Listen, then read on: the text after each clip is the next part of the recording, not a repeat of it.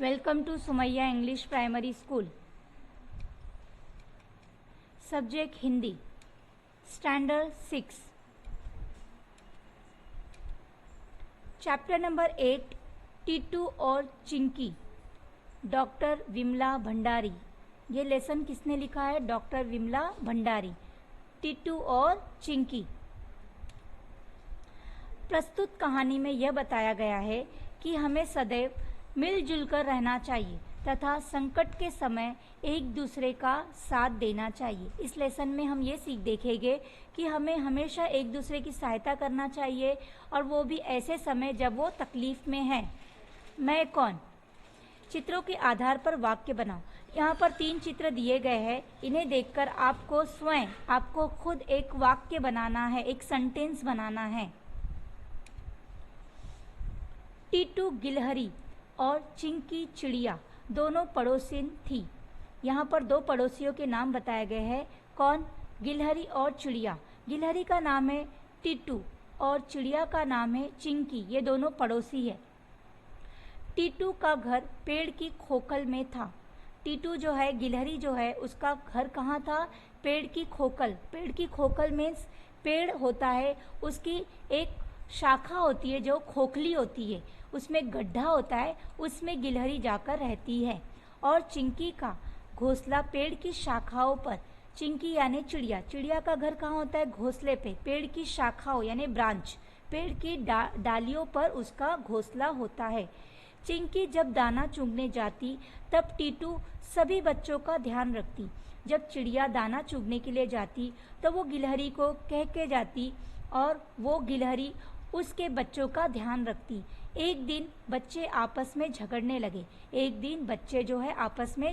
लगे. टीटू के बच्चों का कहना था कि पेड़ उनका है. टीटू यानी गिलहरी के बच्चों का कहना था कि पेड़ किसका है? उनका है. चिंकी के बच्चे भी यही बात दोहरा रहे थे कि पेड़ उनका है. और चिड़िया के बच्चे भी चिल्ला रहे थे, आपस में बात दोहरा रहे थे, रिपीट कर रहे थे कि पेड़ उनका है. लड़ते लड़ते बच्चों में झगड़ा बढ़ गया. दोनों बच्चे आपस में इतना लड़ने लगे कि झगड़ा बढ़ गया. हम पड़ोसी हैं, हमें मिलजुल कर रहना चाहिए. कौन कह रहा है ये? टीटू कह रही है यानी गिलहरी कह रही है. उन बच्चों से, लड़ते हुए बच्चों को कह रही है कि हमें मिलजुल कर रहना चाहिए क्योंकि हम पड़ोसी हैं. किंतु माँ चिंकी चिड़िया के बच्चे फलों को झूठा कर देते हैं. लेकिन जो चिड़िया के बच्चे थे वो फलों को झूठा कर देते थे. भला हम झूठे फल क्यों खाएं जबकि पेड़ हमारा है? वो बोल रहे हैं तुम लोग पेड़ के जो फल रहते हैं वो झूठा कर देते, वो हम फल क्यों खाएं? टीटू के बच्चे मिंटू ने कहा.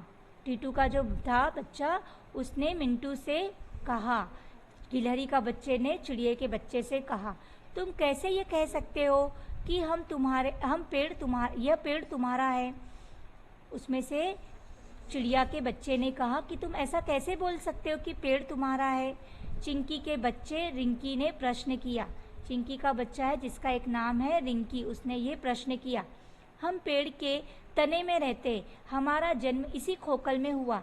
तो गिलहरी के बच्चे ने क्या जवाब दिया कि हम पेड़ के तने में रहते यानी हम पेड़ के डालियों यानी ब्रांच में रहते हैं. तने यानी मेन जड़ जो होता है ना, वो उसी में हमारा जन्म होता है, उस खोखल में हमारा जन्म होता है. पेड़ का तना हमारा तो शाखाएं भी हमारी. पेड़ का तना यानी जो मेन ब्रांच होता है, जो पेड़ का मेन हिस्सा होता है, वो कह रहा है वो हमारा है तो ब्रांच भी हमारी ही होगी. शाखाएं हमारी तो फल भी हमारे. अगर ब्रांच हमारे है तो फल भी हमारे ही है. कौन कह रहा है ये? गिलहरी का बच्चा. टीटू के बच्चे ने जवाब दिया. यह सुन चिंकी के बच्चे फुर से उड़कर शाखाओं पर जा बैठे. यह सुनकर चिड़िया के बच्चे फुर से उड़कर ब्रांच पर जा बैठे और कहने लगे और बोलने लगे. क्या बोलने लगे? पेड़ हमारा है, इसकी टहनियों पर हमारा बसेरा है. वो कह रहे पेड़ हमारा है, इसकी ब्रांच पर हमारा बसेरा है, हम इस पे बसेरा करते हैं, हम इस पे रहते हैं. इस पर हमारा नीड़ बना हुआ है, इस पर हमारी घोंसला बना हुआ है, इसमें हमने आंखें खोली, इसी घोंसले में हमने आंखें खोली, हम तुम्हें टहनियों तक नहीं आने देगी और न ही इसके फल खाने देंगे। चिड़िया के बच्चे कह रहे हम तुम्हें इस ब्रांच तक नहीं आने देंगे और इसके फल भी नहीं खाने देगी। टीटू गिलहरी यह सुन बड़ी परेशान हुई। जो टीटू गिलहरी थी वो यह सुनकर यानी उनकी माँ सुनकर बहुत परेशान हो गई। बच्चे लड़ाई पर उतरे थे और एक दूसरे को पेड़ से भगाना चाहते थे।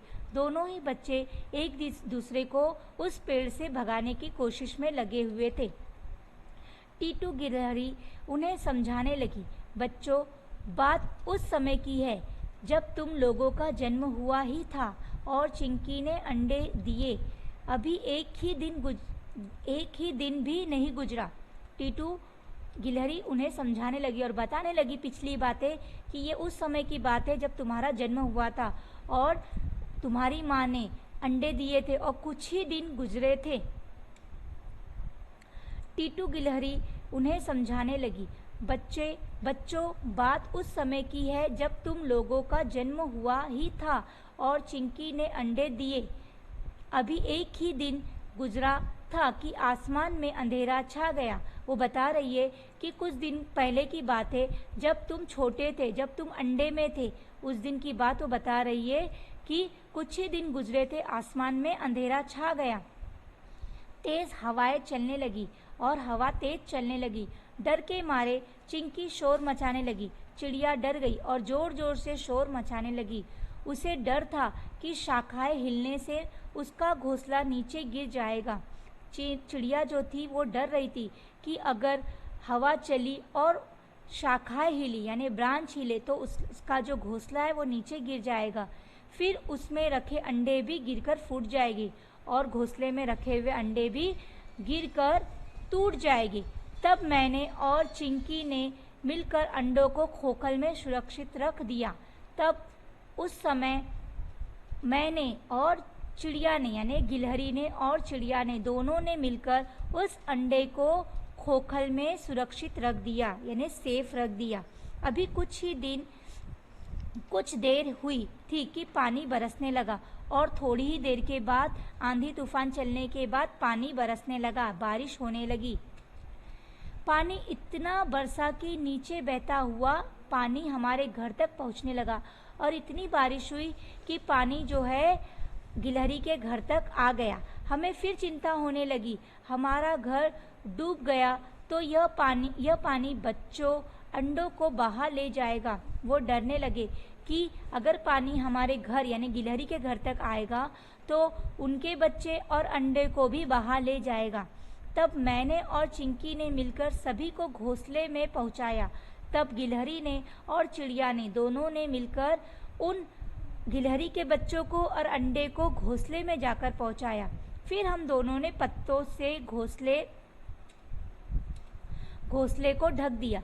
फिर उन्होंने क्या किया, उस अंडे को और गिलहरी के बच्चों को घोंसले में रखकर पत्तों से ढक दिया। जैसे तैसे रात बीत गई, किसी भी तरह से तकलीफ से रात बीत गई। सुबह पौ फटने के बाद हमने राहत की सांस ली। सुबह हो गई और सबने जैसे बारिश थम गई, उन दोनों ने गिलहरी ने और चिड़िया ने राहत की सांस ली। तब से अब तक हम अच्छे पड़ोसी की तरह आपस में मदद करते आए हैं। उस दिन से हम एक दूसरे का साथ देते हुए आए हैं। कौन? चिड़िया और गिलहरी। क्योंकि ऐसे संकट के वक्त दोनों ने एक दूसरे का साथ नहीं छोड़ा, ना ही चिड़िया ने और ना ही गिलहरी ने। तब हमने समझ लिया कि अकेला चना भार नहीं फोड़ सकता, कि उन्होंने उस वक्त ये बात समझ ली थी कि अकेले मुसीबत का सामना कोई भी नहीं कर सकता। बच्चे कहने लगे, चिंकी चिड़िया को यह पेड़ छोड़ना होगा। बच्चे फिर भी उनकी दोनों की बात नहीं सुन रहे थे। उनमें से चिड़िया का जो बच्चा था वो कहने लगा कि तुम्हें ये पेड़ जो है छोड़ना पड़ेगा, अपने बच्चों के साथ कहीं और चली जाए और तुम अपने बच्चे लेकर कहीं और चली जाओ। चिंकी के बच्चे भी यही बात अपनी माँ के सामने दोहरा रहे थे और चिड़िया के बच्चे भी यही बात दोहरा रहे थे। दोनों की माताएं समझा समझा कर थक गई। गिलहरी की माँ और चिड़िया की माँ अपने अपने बच्चों को समझा रही थी, लेकिन दोनों के बच्चे बिल्कुल मान नहीं रहे थे। वो दोनों थक चुकी थी, अपनी अपनी जिद पर अड़े थे। वो दोनों बच्चे ही अपनी अपनी जिद कर रहे थे कि घर छोड़कर तुम चले जाओ। अंत में टीटू और चिंकी दोनों ने पेड़ छोड़ने का मन में विचार बना लिया। लास्ट में दोनों ही ने ये विचार बना लिया कि हम पेड़ छोड़ देंगे। उधर बिल में छिपा सांप कब से यह तमाशा देख रहा था। इन दोनों की बात चुपचाप, सांप जो था उसी बिल में रहता था, उस पेड़ के नीचे बिल था, वो ये सारी बात सुन रहा था। आज उचित मौका देखकर वह बाहर निकला। वो ये सारी बात सुनकर उसने ये सोचा कि आज मौका अच्छा है, अब बाहर निकलता हूँ और इन पर हमला कर देता हूँ। और पेड़ पर चढ़ने लगा, और वो पेड़ पर चढ़ने लगा। कौन? सांप। उसने सोचा पहले गिलहरी के बच्चों को निगलेगा। तभी चिड़िया ने देख लिया। वो सोचा कि सबसे पहले मैं किसे खाऊंगा? गिलहरी के बच्चे को खा लूँगा। और जैसे ही सांप गिलहरी के बच्चे की तरफ बढ़ रहा था, चिड़िया ने देख लिया। वह जोर से चिल्लाई, सावधान टीटू बहन, सांप ऊपर आ रहा है। चिड़िया जोर से चिल्लाई कि टीटू बहन, गिलहरी बहन, सांप ऊपर आ रहा है, सावधान हो जाओ, अपने बच्चों को बचाओ, अपने बच्चों को बचाना है, उन्हें मेरे घोंसले में छिपा दो। चिड़िया क्या कह रही है गिलहरी को कि तुम तुम्हारे बच्चों को ले आओ और घोंसले में छिपा दो। कहने के बाद वह पेड़ के तने पर चोंच मारने लगी। ऐसा कहते हुए चिड़िया जो थी तने पे चोंच मारने लगी। जहाँ तहाँ चिंकी की चोंच लगी, पेड़ से गाढ़ा चिपचिपा दूध बहने लगा। जो चिड़िया थी उसने जोर जोर से पेड़ पर चोंच मारना स्टार्ट कर दिया। चोंच मारने से पेड़ से निकला गाढ़ा चिपचिपा दूध। पेड़ में से दूध निकलता है अगर उसे मारे तो, और चिड़िया ने वही किया। अपनी चोंच से वह गाढ़ा दूध निकालने लगी। चिपचिपे गोंद के कारण सांप का पेड़ पर चढ़ना मुश्किल हो गया, और उस चिपचिपे गोंद की वजह से सांप पेड़ पर नहीं चढ़ पाया। इधर टीटू ने एक एक कर सभी बच्चों को चिंकी के घोंसले में पहुंचा दिया, और गिलहरी ने एक एक करके अपने बच्चे को चिड़िया के घोंसले में पहुंचा दिया। चिंकी के साथ उसके बच्चे भी मदद कर रहे थे। चिड़िया के साथ ही साथ उसके बच्चे भी उसकी मदद कर रहे थे। हालांकि सभी उनकी चोंचें नरम थी। हालांकि उस वक्त उनकी चोंच नरम थी क्योंकि वो छोटे से बच्चे थे, लेकिन फिर भी वो अपनी माँ की मदद कर रहे थे। थक हार कर सांप वापस बिल में लौट गया। उन्होंने इतना पेड़ से दूध निकाला, गाढ़ा चिपचिपा दूध निकाला कि सांप पेड़ पर चढ़ ही नहीं पाया, और वो थक हार कर वापस अपने बिल में लौट गया। टीटू और चिंकी के बच्चे में एकता की ताकत को देख लिया था, और साथ ही में पड़ोसी धर्म को भी समझ लिया था। सांप ने ये देख लिया था कि गिलहरी और चिड़िया में एकता की ताकत अभी भी है, और दोनों पड़ोसी का धर्म भी निभा रहे हैं। अब उन्हें माँ के समझाने की ज़रूरत नहीं थी। उन बच्चों के समझ में आ गया था, और अब माँ अगर उन्हें समझाती तो भी उनको उनकी ज़रूरत नहीं थी। वे जान गए थे कि 1 और 1 11 होते हैं। वो जान गए थे कि अकेले कुछ भी करना संभव नहीं है।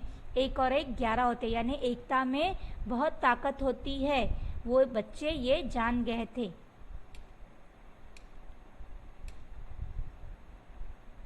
Thank you.